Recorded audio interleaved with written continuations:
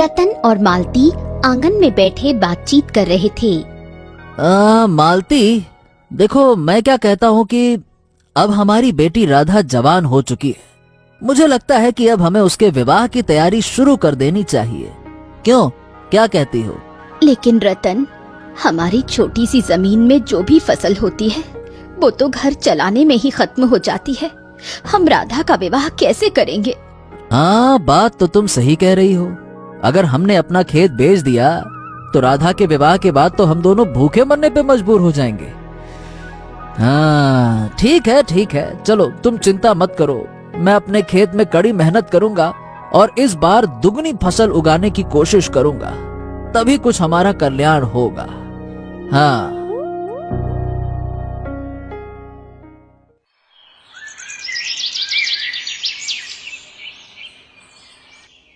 अगले दिन रतन अपने खेत में दुगनी मेहनत कर रहा था। उसे इस तरह काम करते हुए देखकर गांव का मुखिया वहां आ पहुंचा।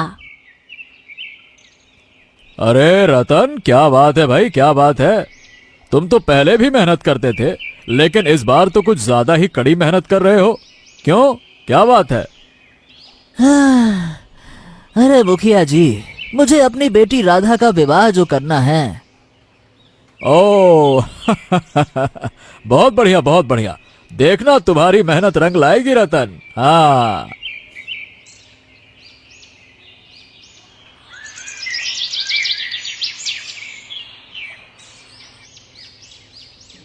कुछ दिन बाद रतन खुशी खुशी घर लौटकर मालती को फसल के बारे में बता रहा था।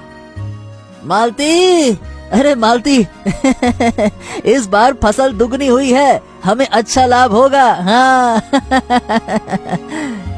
ये सब आपकी मेहनत का नतीजा है।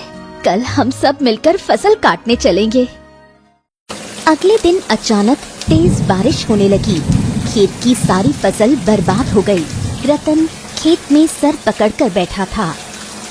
हे भगवान, हे भगवान, अब मैं क्या करूं? सोचा था फसल बेचकर कुछ लाभ होगा, लेकिन अब तो मेरे पास बीज खरीदने तक के लिए भी पैसे नहीं है। ये क्या हो गया? कुछ देर बाद मुखिया वहां आ पहुंचा और रतन के पास जाकर बैठते हुए बोला। रतन, शांत हो जाओ, शांत। देखो, सिर्फ तुम्हारा ही नहीं बल्कि गांव के सभी खेतों का यही हाल है। बारिश बहुत ही भयंकर थी, इसलिए अब जो हो रहा है सबके साथ हो रहा है। हम सब दुखी हैं। शांत रहो, है ना? शांत। मुखिया इतना कहकर चला गया।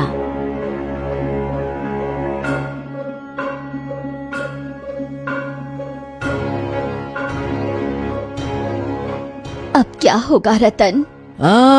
मुझे किसी से उधार मांगना पड़ेगा ताकि खर्च चल सके और मैं राज्य जाकर कुछ बीज खरीद सकूं। और क्या करेंगे? लेकिन हमें उधार कौन देगा?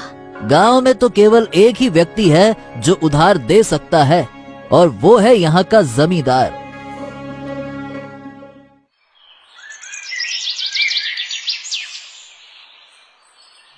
रतन जमींदार के सामने हाथ जोड़कर खड़ा था। जमींदार ने उसे देखते ही व्यंग्य भरे स्वर में कहा। क्यों रतन, तुम भी बाकी गांव वालों की तरह यहाँ मदद मांगने आए हो? क्यों?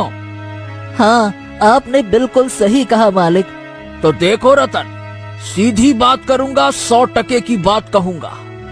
मैं तुम्हें बीज के लिए धन तो दे दूंगा, लेकिन याद रखना, अगर तुम समय पे मेरा धन नहीं चुका पाए तो भैया मैं तुम्हें खेत में खेती नहीं करने दूंगा। जब तक मेरा धन नहीं चुकाओगे मैं तुम्हारे खेत पर कब्जा नहीं करूंगा, लेकिन भैया अपनी रकम वसूल करने का पूरा अधिकार मुझे होगा। हाँ ठीक है मालिक, मैं तैयार हूँ, जैसा आप कहें। जमींदार ने धन की पोटली रतन को दे दी। रतन खुशी खुशी घर लौट आया और मालती को सब कुछ बताते हुए बोला। मालती, अब सब कुछ ठीक हो जाएगा। अब मैं राज्य जाकर बीज खरीदूंगा और पहले से भी 2 गुनी मेहनत करूंगा। हाँ। राधा जो उदास बैठी थी अपने पिता से बोली। पिताजी, हम इतने गरीब क्यों हैं? भगवान ने हमें गरीब क्यों बनाया? हाँ बेटा, भगवान की लीला को सिर्फ भगवान ही जानते हैं। तुम इन सब चीजों के बारे में ज्यादा मत सोचो, निश्चिंत रहो। लेकिन पिताजी, जब मैं गांव के दूसरे संपन्न परिवारों को देखती हूँ तो मुझे अपनी गरीबी पर बहुत गुस्सा आता है। हाँ, ऐसा नहीं कहते बेटा। देखो बेटा, मैं बिल्कुल तुम्हारी हालत समझ सकता हूँ, और सच कहूँ तो कभी कभी मैं भी यही सोचता हूँ, पर क्या करें। खैर, मुझे विश्वास है कि एक दिन हमारे दिन जरूर बदलेंगे, और उसी विश्वास के सहारे मैं आगे बढ़ रहा हूँ, है ना? निश्चित रहो बेटी, निश्चित रहो।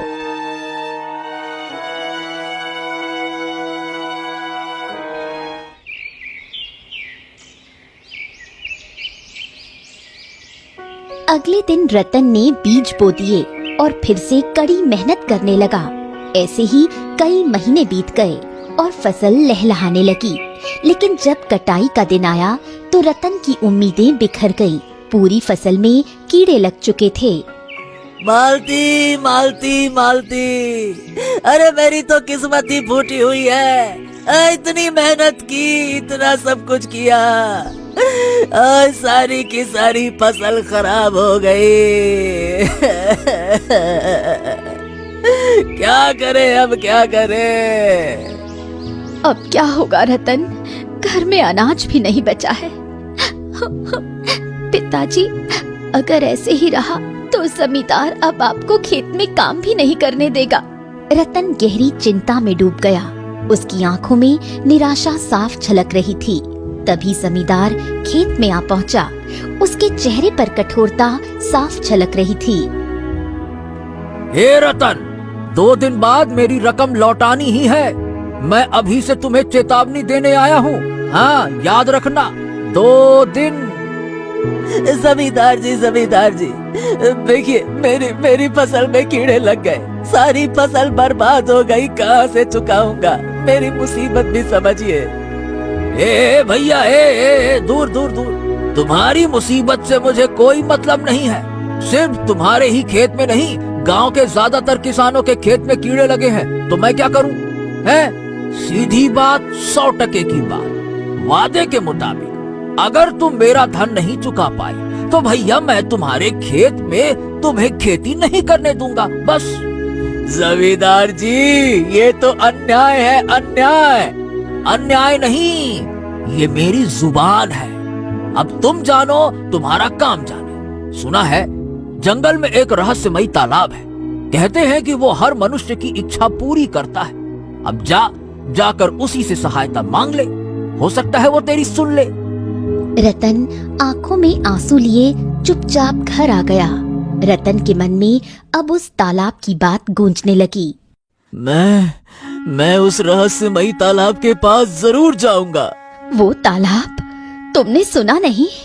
उसके बारे में कितनी खतरनाक बातें मशहूर हैं। जमींदार तो पागल हो गया है जो तुम्हें ऐसी सलाह देकर गया। पिताजी, क्या वाकई उस रहस्यमयी तालाब की बातें सच हैं? बचपन से तो सुनता आया हूँ कि उस तालाब से जो भी इच्छा मांगो वो पूरी हो जाती है। पिताजी, क्या वाकई उस रहस्यमयी तालाब के बारे में जो अफवाहें मशहूर हैं वो सच हैं? बचपन से सुनता तो आया हूँ मैं मालती, कि उस तालाब से अगर कोई इच्छा मांगता है तो उसकी इच्छा पूरी हो तो जाती है। लेकिन क्या?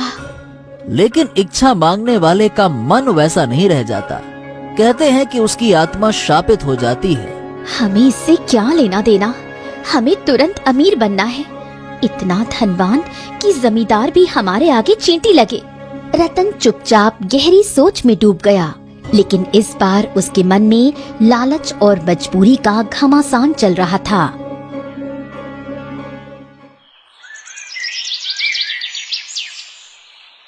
रतन ने सुबह होते ही जंगल की ओर कदम बढ़ा दिए। अगले दिन रतन जंगल की गहराइयों में अकेला निकल पड़ा। सूरज की किरणें पेड़ों की शाखाओं के बीच से छनकर आ रही थीं, लेकिन जंगल में अजीब सन्नाटा पसरा हुआ था। पक्षियों की आवाजें भी जैसे डर के साए में दब गई थीं। हर कदम पर सूखी पत्तियां चरमरा रही थीं और पेड़ों की शाखाएं हवा में सरसराकर किसी अनहोनी का संकेत दे रही थीं। रतन तेज कदमों से उस रहस्यमयी तालाब की ओर बढ़ रहा था। उसके मन में बस एक ख्याल था, अगर तालाब ने मेरी इच्छा पूरी कर दी तो जिंदगी बदल जाएगी। रतन उस तालाब के पास पहुंचने ही वाला था कि तभी अचानक उसके कानों में किसी बूढ़े साधु की आवाज गूंज उठी। रुक जाओ, आगे मत जाओ, आगे वो तालाब है जो सदियों से शापित है। औकर पीछे पलट कर देखा, वहाँ एक साधु खड़ा था जो गहरी नजरों से उसे देख रहा था। आप कौन हैं और मुझे रोक क्यों रहे हैं?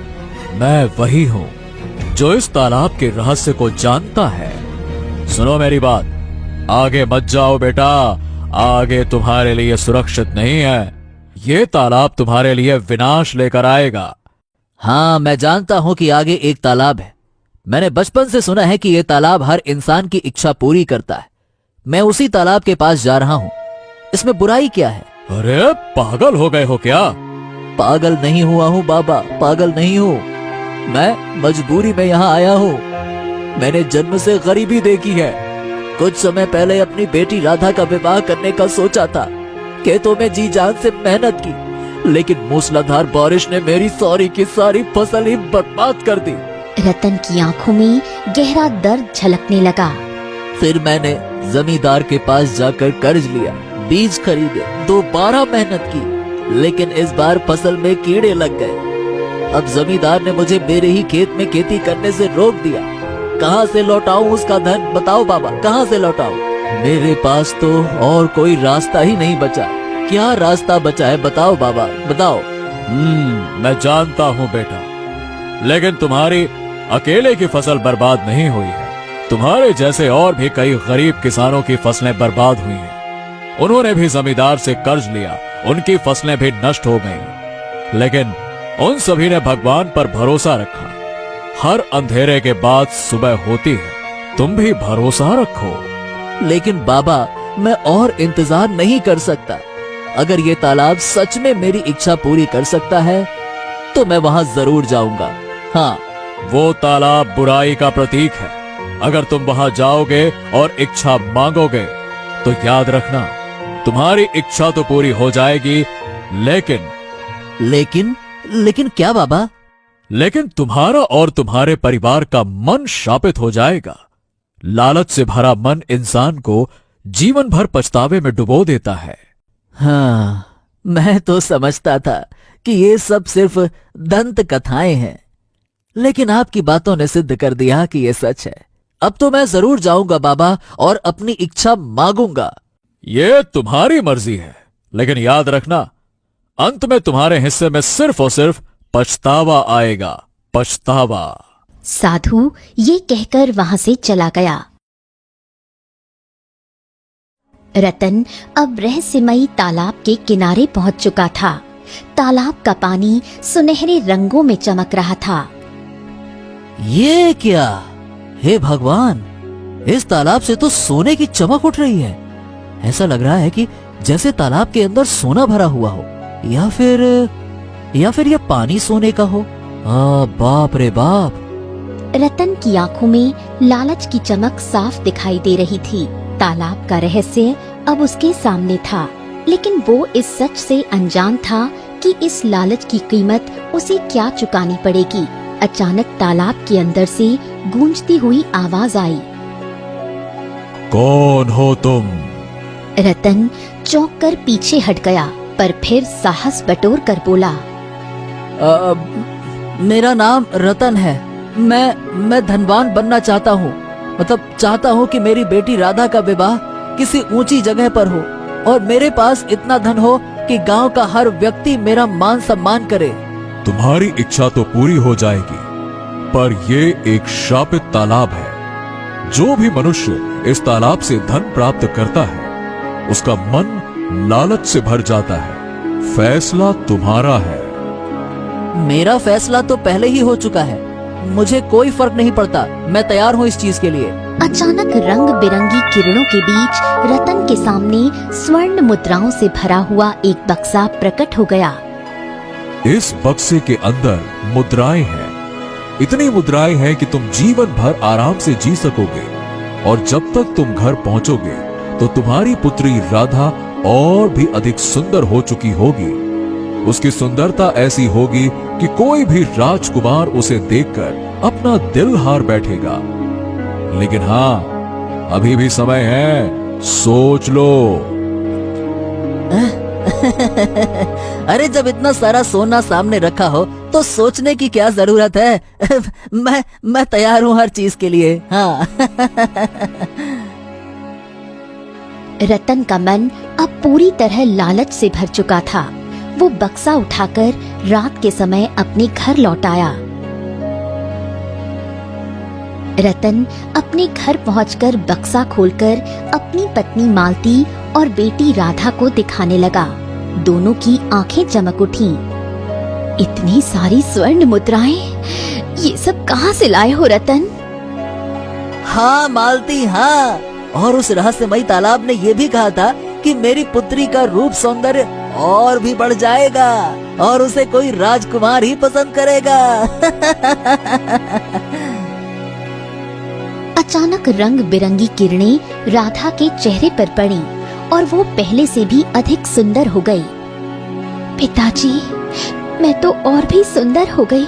मुझसे सुंदर तो अब कोई नहीं होगा। अरे अब तो मेरी किस्मत बदल चुकी है। हाँ, अब देखना, जल्दी कोई राजकुमार तेरा हाथ मांगने आएगा। तब आएगा असली मजा।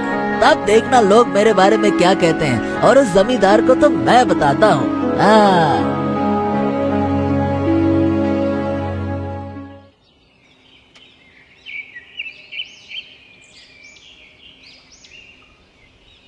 रतन की झोपड़ी अब एक आलीशान महल में बदल चुकी है।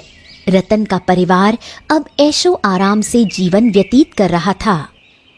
हमारे बुरे समय में जमींदार ने हमें हमारे ही खेत में खेती नहीं करने दी। अब जाओ और अपना खेत छुड़ा कर लाओ। अब हमें उस छोटे से खेत की क्या जरूरत है? मैं जानती हूँ, लेकिन जमींदार को दिखाना चाहिए कि अब तुम जो चाहो वो खरीद सकते हो। उसे एहसास दिलाओ कि अब तुम्हारी हैसियत उससे कहीं ऊपर है। ठीक है, कल जाकर उसे सबक सिखाऊंगा। रतन जमींदार की हवेली में पहुंच गया। वो कुछ स्वर्ण मुद्राएं जमींदार के सामने फेंकता हुआ बोला, ये लो जमींदार, और मेरी बात कान खोल के सुनो। आज मैं कहूंगा 100% की बात और सीधी बात तुम्हारे अंदाज में। सुनो, अब से मेरे खेत से अपने आदमियों को हटा लो।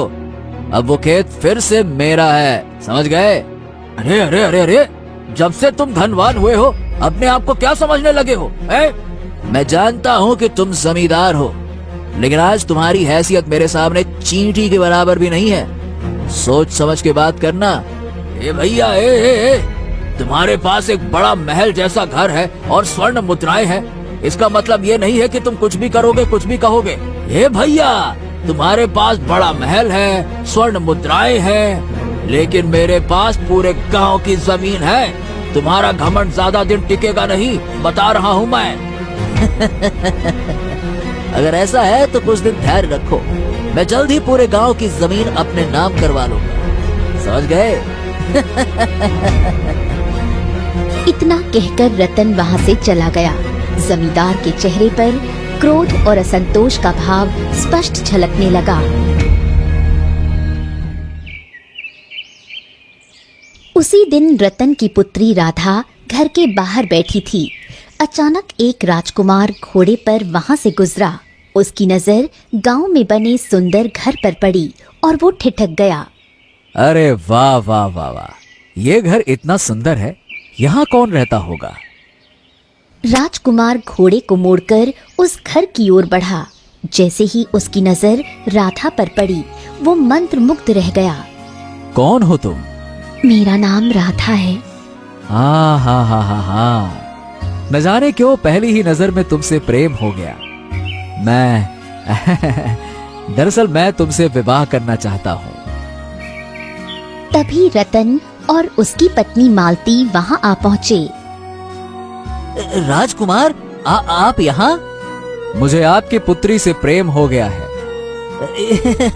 ये तो मेरे लिए बड़ी सौभाग्य की बात है राजकुमार, वाकई में। मैं फिर से आऊंगा अगर आप लोग इजाजत दें तो। अरे इसमें आपत्ति कैसी हो सकती है राजकुमार, जब आपका मन करे तब आइए, आपका ही घर है ये। उस दिन के बाद राजकुमार बार बार रतन के घर आने लगा। गांव में चर्चा होने लगी कि राज्य का राजकुमार रतन के घर आता है, जिससे रतन का गांव में दबदबा बढ़ने लगा। रतन, उसकी पत्नी मालती और पुत्री राधा अहंकार में डूब गए।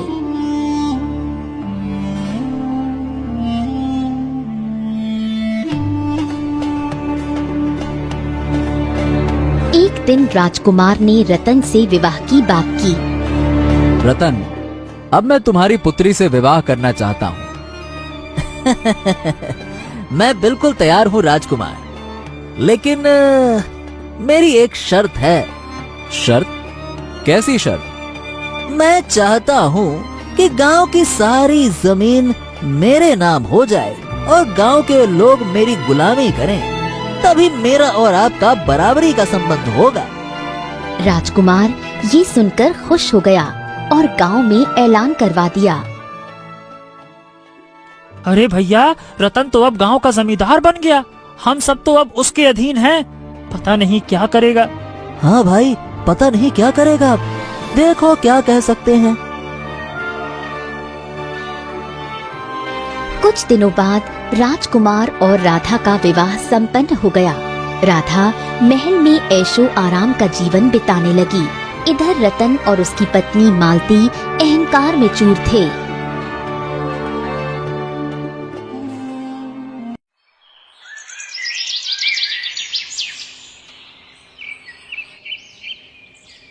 एक दिन राजकुमार राधा को सैर कराने के लिए जंगल ले गया।